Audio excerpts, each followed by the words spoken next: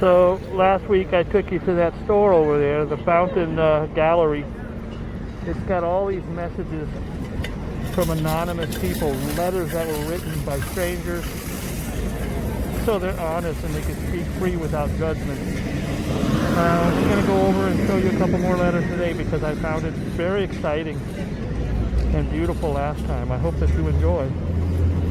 And I'll give you all the information where you can go follow them online if you want to submit a letter or read other people's stories. It's beautiful.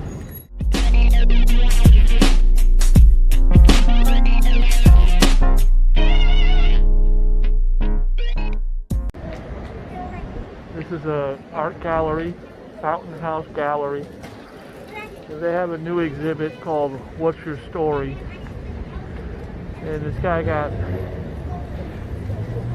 tens of thousands of letters over the years written to him about their story. And I like to share a couple with you. This one says, I never thought of online dating as a romantic way of meeting someone until I met him.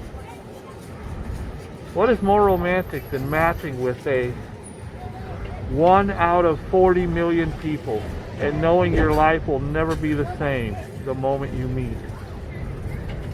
Victim of a modern love story.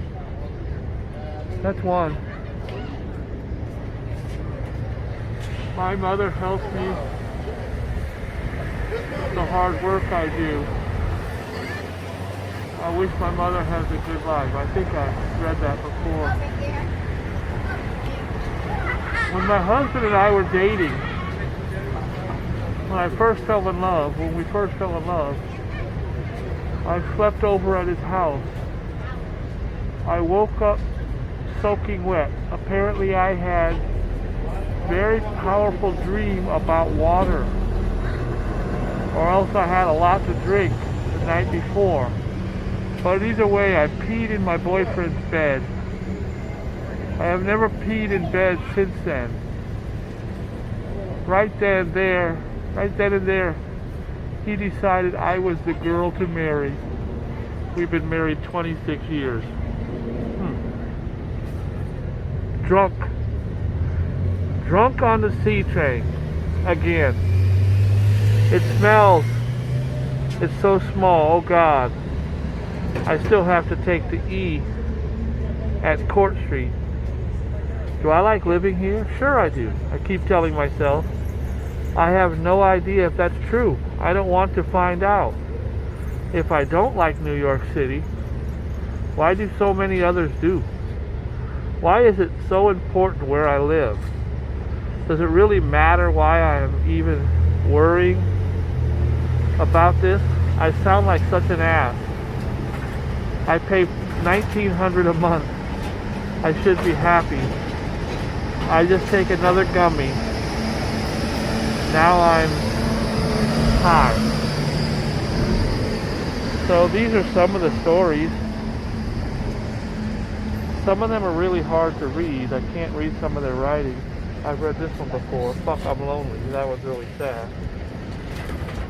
Anyways, I've talked about it before. It's called The Stranger's Project. What's your story? 60,000 handwritten, true and anonymous letters. Story collecting during the pandemic. If you want to follow them, you can go to Instagram on Strangers Proj or strangersproject.com or Facebook, Strangers Project.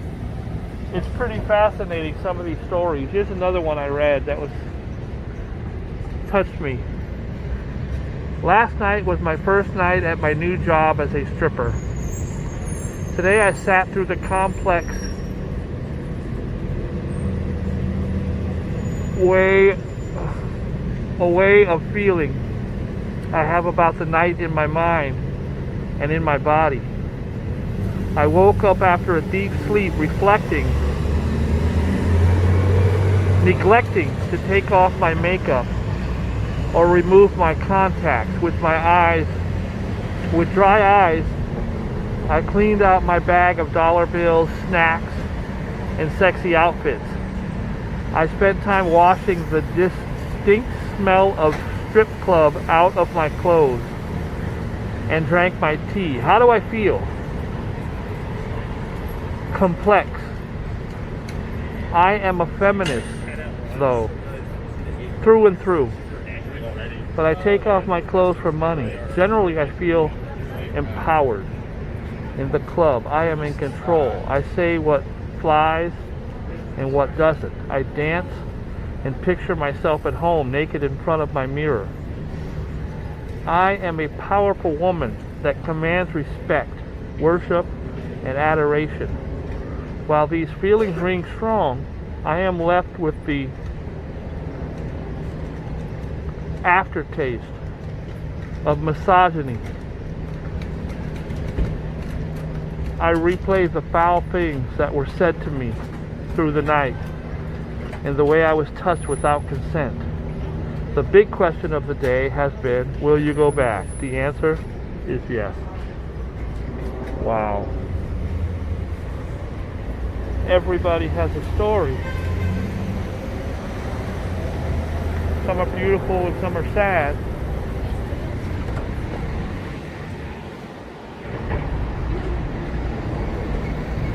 I wish I could read more to you. I have never felt more alone than when I moved to New York City, and I've lived here 30 years and I've felt that many times. You see all these people around you, and if that's you and you're not connecting to anyone else, it could be very lonely. I'm on a date with this girl I really like, and I kind of want to kiss her, but I'm nervous. Been there, done that, Playboy. Been there, done that. I love cats. I've seen that one before. Right, you actually have no choices. You just have to do it. So it's a question of how. There are a lot. Again, it's the Strangers Project. What's your story? I saw one here that I wanted to check out. It's this one. Comparing themselves to their father. My father loves football and ESPN. He's proud to be black. He believes family members are the only thing you can count on. Fiercely competitive. Got a master's degree in finance. Hates dancing. Never misses an opportunity to take leadership. Adamant that real men never cry. That's not true, brother. Fears that he won't be a legacy when he's gone. Won't leave a legacy when he's gone. Me. I love interior design. Proud to be gay. Believes a brawl between friends could be stronger than blood. Couldn't care less about writing, winning, barely graduated undergrad. Dances to any music. Spends way too much time worrying about how the team is doing. Always on the verge of crying. Fear that legacy expectation will apply to him. What we have in common, love for mom, the understanding that we can never connect like we wish we could. That's probably the most saddest, beautiful one there. His father and son couldn't be any more different. I am one of New York City's highest paid escorts. I ask for and regularly receive $3,000 to go to dinner with some words I can't read, guys,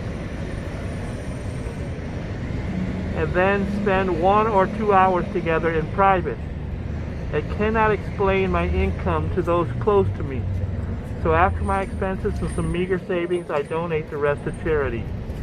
I spend 2 to 4 nights a week in someone's arms, yet I'm alone. I might like to settle down someday, but I care deeply for my patrons.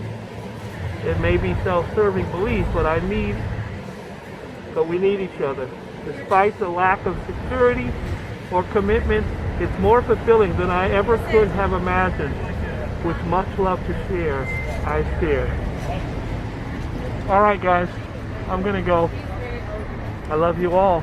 Oh, Please be kind and loving to each other. And make sure you check out that project if you like. Some beautiful stuff on there that really makes you think. Even though you don't know the people, you'll never meet them, you might share the same story. God bless you.